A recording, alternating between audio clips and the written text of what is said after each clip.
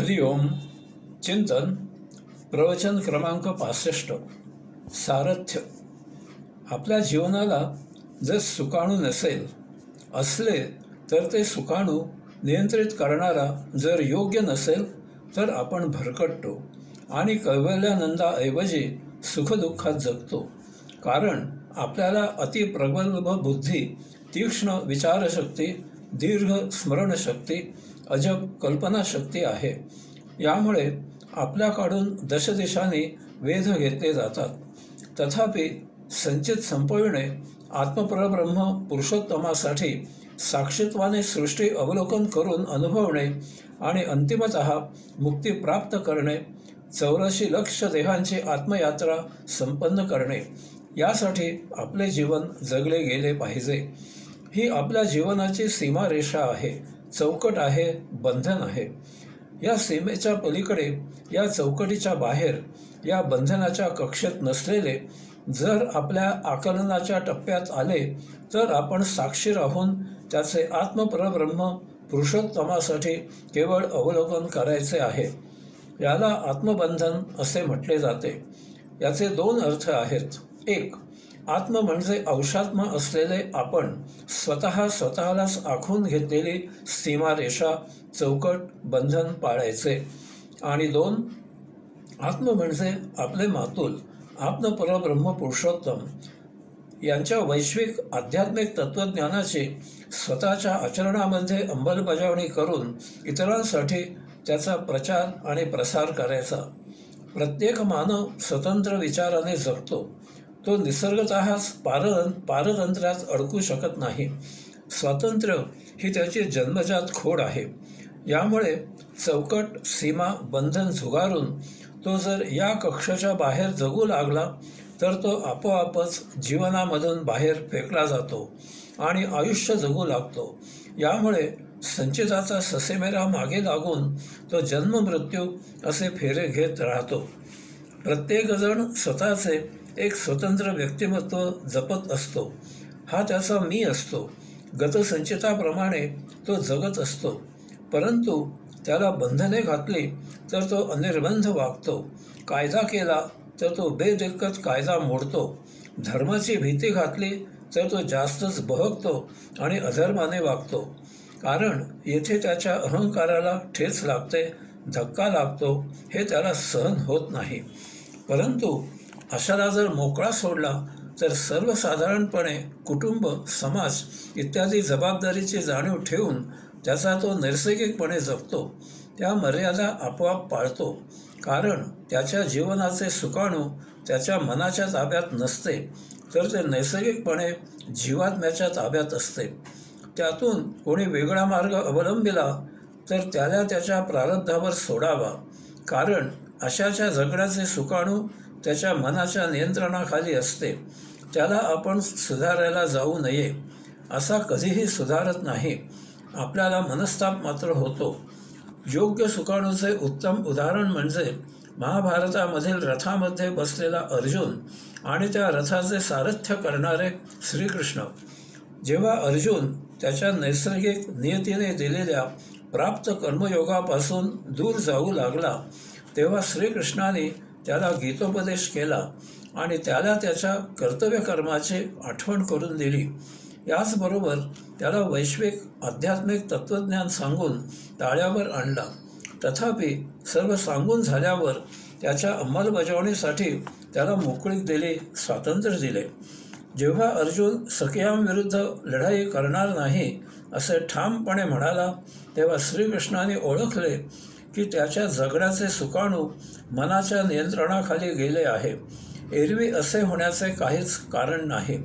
कारण अर्जुन कसलेला अनुभवी व पराजित योद्धा होता. यावेळी त्याच्या रथाचे सारथ्य करायला आलेल्या श्रीकृष्णाने अर्जुनाचे, रथाचे आणि एकूणच युद्धाचे सारथ्य स्वतःच्या हाती घेतले. त्याला कर्तव्यकर्माची जाण करून दिली. हे त्याचे जीवन होते. ते मनाच्या अधिपत्याखाली गेले होते. त्याला हितोपदेश करून त्याच्या जीवनाचे सारथ्य त्याच्या जीवात्म्याच्या हाती दिले आणि मग त्याच्या जीवनाचे सारथ्य करायला त्याला मोकळीक दिली, स्वातंत्र्य दिले. या योगे अर्जुनाचा जीवात्मा सक्रिय झाला आणि त्याने जीवनाचे सारथ्य करायला सुरुवात केली. त्याने सर्व परिस्थिती योग्य प्रकारे जाणून स्वतः निर्णय घेतला आणि लढाई केली. आपल्या जीवनाचा अपेक्षित हेतू यशस्वी केला. आपल्याला महाभारताच्या कथेमध्ये खोल जायचे नाही, तर त्या अनुषंगाने सांगितल्या गेलेल्या श्रीमद भगवद्गीतेवर माऊलीने जी भावार्थ दीपिका ही टीका सांगितली, त्याप्रमाणे आपण आपल्या जीवनाचे सारथ्य कसे असावे हे जाणून घेऊन आपण आचरण करायला सुरुवात करायची. या चिंतनाचा हा इतकाच मर्यादित हेतू आहे. ज्यावेळी आपल्या जगण्याचे सारथ्य मन करत असते, त्यावेळी आपण मनाचे गुलाम होतो. वास्तवात आपल्यामध्ये मन त्याचे ते आगंतुक उपरे निर्माण झालेले आहे. त्याला आपण निर्माण केलेले नाही. यामुळे या बाहेरच्या आगंतुक पाहुण्याने आपल्या नियंत्रणाखाली राहायचे आहे. परंतु जसे महाभारतामधील शकुनी मामाने कौरवांचा ताबा घेतला आणि त्यांना नको तसे नाचविले आणि सर्वस्वाचा विनाश ओढवून घेतला, त्याप्रमाणे हे मन आपल्या जगण्याचा ताबा घेते. आपण त्याचे गुलाम होतो आणि आपले आयुष्य भोगप्रवृत्त करून आपल्याला जन्मोजन्मी सुखदुःखामध्ये आयुष्य जगायला लावते. आपण स्वत्व विसरतो आणि मनाच्या मर्जीप्रमाणे जगू लागतो. मन आपल्याला उपभोगांसाठी प्रवृत्त करते. माया याचीच वाट पाहत असते. ती लगेच आपल्याला भौतिक वस्तुजगताकडे आकर्षित करते आणि चेटकीन असलेली तिची बहीण आशा तिच्या नादाला लावते.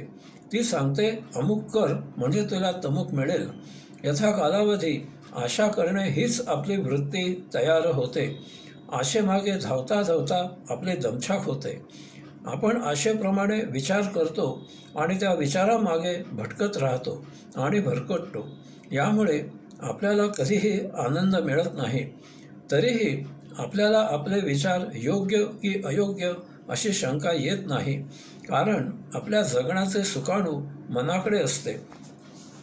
यामुळे आपल्याला भौतिक वस्तुजगत स्पष्ट दिसते, स्वप्नामध्येही दिसते, परंतु कधीही पुरुषोत्तमाचे दर्शन होत नाही. नाकाने कृत्रिम वास जाणवतात, परंतु स्वतःमधील आत्मकमळाचा सुगंध नाकात दरवळत नाही.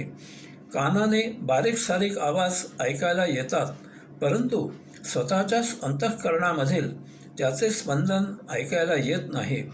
मुखाने भरपूर बोलले जाते, परंतु पुरुषोत्तमाचे मौन ही भाषा काही येत नाही. हाताने अनेक आकार अगदी डोळे मिटूनही ओळखता येतात, परंतु तो निराकार काही हातांना जाणवत नाही. पाय मदिरागृहाकडे आपोआप वळतात, परंतु तेच पाय मुद्दाम होऊनही कधीही मंदिराकडे वळत नाहीत. परंतु जर आपल्या जीवनाचा सारथी मनाऐवजी जीवात्मा झाला, तर हे चित्र पूर्णपणे पालटते. देहादी इंद्रिये आपले गुलाम होतात. आपण विचार करतो, परंतु आपण विचारांप्रमाणे वर्तन न करता आपल्याप्रमाणे विचार अंमलात येतात. तमाम वस्तुजगत जाणवते, परंतु त्यापैकी आपल्याला पाहिजे तेच वस्तुजगत आपल्याकडून वापरले जातात. आयोजक बदलला की नियोजनही बदलते. जे समोर आहे त्यात बदल कधीच होत नाही. आपण बदल करूही शकत नाही. जमिनीवर अनेक फुलांचा वर्षाव होत राहतो. आपण तो काही थांबवू शकत नाही, परंतु त्यापैकी कोणती फुले वेचायची हे आपण ठरवू शकतो. हे नियोजन असते. मग आता हे थांबवायचे कसे हा प्रश्न आहे. यासाठी मनाजवळ काय लढाई करायची, त्याला ढकलून हकलून लावायचे, की त्याच्या हातातील सारथ्याचा लगाम जीवात्म्याने हिसकावून घ्यायचा? नाही. हे उपाय आपण मनाकरिता वापरू शकत नाही, कारण मन आपण निर्माण केलेले नाही. ते त्याचे ते आपणहून निर्माण होऊन आपल्या देही अंतःकरणामध्ये ठाण मांडून बसले आहे. यामुळे आपण मनावर नियंत्रण आणू शकत नाही. परंतु एक गोष्ट सत्य आहे की मन त्याचे ते निर्माण व्हायला सर्वस्वी आपणच कारण आहोत. जेव्हा आपल्याला एक गरज भागवण्यासाठी अनेक उपाय उपलब्ध असतात, तेव्हा आपण त्यामधील एकाहून जास्त उपायात रमतो, आकर्षित होतो. आपल्याला वाटते की हा अमुक उपाय करावा, त्याचवेळी आपल्याला असेही वाटते की इतर 4 उपायही चांगले आहेत. अर्थातच शेवटी आपल्याला फक्त एकच उपाय निवडावा लागतो. यावेळी ते आवडलेले 4 उपाय आपल्या स्मृतीमध्ये कोरले जातात. हे अन्य 4 उपाय स्मृतीमध्ये जतन होतात. ते आपण न केल्याचा, त्यांचा उपभोग न घेतल्याचा आविष्कार मागे रिंगाळतो. तो अंतःकरणात रिंगाळतो आणि प्रस्थापित होतो. यालाच मन असे म्हणतात. हे असे अन्य वस्तूंबद्दलही होते. आपल्याला गरज नसताना आपण काही वस्तू पाहतो. आपल्याला त्यांचा उपभोग घ्यायची तीव्र इच्छा होते, परंतु त्या वस्तू काही आपण खरेदी करत नाही. यामुळे त्यांच्या उपभोगांची इच्छा आपल्या स्मृतीमध्ये जतन होते आणि त्याचवेळी त्यांचा उपभोग न घेतल्याचे आविष्कार आपल्या अंतःकरणात नाचतात. तेच मन असते. अशा प्रसंगामुळे प्रतिदिनी मन बळकट होत जाते. ते इतके प्रबळ होते की ते एक दिवस जीवात्म्यावर स्वार होते. उपभोगामुळे मनाला देहादी इंद्रियांची साथ मिळते. मनाला जी काही माहिती हवी असेल ती बुद्धी, स्मृती, विश्लेषणासह पुरवितात. यात जीवात्मा हतबल होतो. यावर उत्तम उपाय म्हणजे आपल्याला नियतीकडून नैसर्गिकपणे जे काही उपलब्ध करून दिले जाते त्याचा विना तक्रार स्वीकार करून त्यातच जीवन जगावे. वस्तुतः अशा उपभोगांमध्येच जीवन जगले जाते, कारण हे नियतीकडून नैसर्गिक असल्यामुळे ते सर्व आपल्या संचिताप्रमाणे उपलब्ध झालेले असते. यायोगे आपले संचित संपत असते. या पलीकडे किंवा अलीकडे उपभोग घेणे म्हणजे नियतीचा, निसर्गाचा उपमर्द करणे आहे. मनाप्रमाणे आयुष्य जगणे आहे, कारण मनाला उपभोग वाढण्यासाठी नेहमीच संचितापेक्षा निराळे उपभोग हवे असतात. नियतीकडून नैसर्गिकपणे उपलब्ध झालेल्या उपभोगांच्या अलीकडे येऊन मन काही उपभोग नाकारते आणि पलीकडे राहून त्यात भर घालते. हे निरीक्षणाने आपण ओळखू शकतो. आपल्याला जे अत्यावश्यक, आवश्यक आहे ते आपल्याला विशेष असे प्रयत्न न करता सहजच उपलब्ध होते आणि आपल्याला आवश्यक नसलेले जेव्हा आपल्याला उपलब्ध होते तेव्हा त्यासाठी आपल्याकडून मुद्दाम प्रयत्न केले जातात. ते मनाचे प्रयत्न असतात. हे वेळीच ओळखून तेथेच थांबवावे. असे उपभोग जरी मिळाले तरी ते घेऊ नयेत. हे निग्रहाने थांबविता येते, कारण मन त्याचे ते कोणतीही हालचाल करू शकत नाही. त्यासाठी ते जीवात्म्याकडील सप्तब्रह्म तत्वांवर अवलंबून असते. म्हणून आपण दक्ष राहावे आणि असे काही लक्षात आले की ते तेथेच थांबवावे. यावर सर्वात उत्तम उपाय म्हणजे आपण अध्यात्म, सत्संग यात पूर्णपणे झोकून देऊन रत व्हावे. कर्मयोग सांभाळून एक एक क्षण अध्यात्माशिवाय रिकामा ठेवू नये. याचा परिणाम असा होतो की मनाला काही उचापती करायला उसंतच मिळत नाही. मनाचे फार महाविलक्षण गुण आहे की ते रिकामे राहू शकत नाही. त्याला सतत काहीतरी हालचाल, कृती, कर्म, काम हवे असते. यामुळे जर आपण अध्यात्म, सत्संग यात रत राहिलो तर हळूहळू मन यातही रस घेते आणि अशा प्रकारे त्याच्या नसत्या उपभोगप्रिय उचापती बंद होतात. यायोगे आपल्या आत्मयात्रेमधील प्रमुख अडथळा दूर होतो. याचे अन्य अनेक फायदे आपल्या लक्षात येतात. 1. आपल्या जगण्याचे आयुष्य आणि जीवन असे 2 मार्ग आहेत. आयुष्य म्हणजे मनाप्रमाणे बहुतेक नको ते उपभोगप्रिय जगणे. हे आपल्याला अमुक्त ठेवणारे असते. परंतु जेव्हा आपण जीवात्म्याप्रमाणे जीवन जगतो तेव्हा ते आपले संचित नष्ट करून आपली आत्मयात्रा मार्गी लावणारे असते. 2. आपण नैसर्गिकपणे नियतीकडून प्राप्त झालेले स्वीकार करून लागलो की संचित संपवण्यासाठी असते. यायोगे आपले संचित नष्ट होते आणि आपली आत्मयात्रा मार्गस्थ होते. 3. आपण नैसर्गिक गोष्टींचा स्वीकार करू लागल्यामुळे आपण अमुकच, असेच आणि तसेच पाहिजे या अहंकारामधून दूर होतो. अहंकार जिंकणे म्हणजे सर्व रिपू जिंकणे असते. आपण रिपुमुक्त होणे हे आत्मयात्रेला सकारात्मक असते. 4.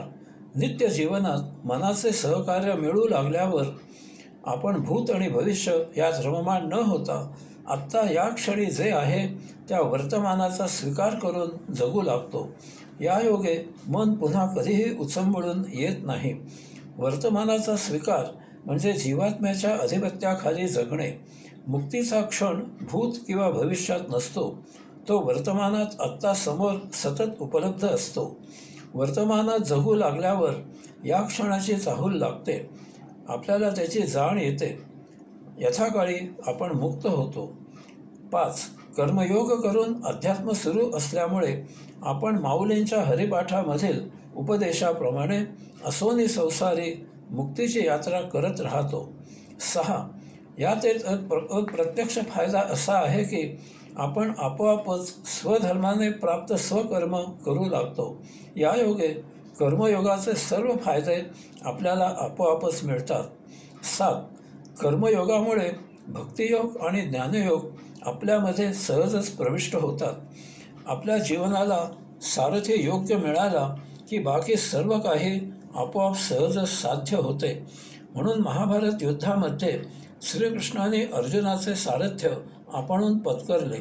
त्या काळी हलके म्हणून ओळखले जात असलेल्या सारथ्याच्या कामाला मान सन्मान प्रतिष्ठा मिळवून दिली. यायोगे पटवून दिले की कोणतेही काम हे काम असते, ते उच्च किंवा नीच नसते. आपण त्यामधून सृजन कसे निर्माण करतो, ते कसे स्वीकारतो यावर सर्व अवलंबून असते. मग रूढीप्रमाणे हलके कामही अति उच्च श्रेणी प्राप्त करते. हरिओम.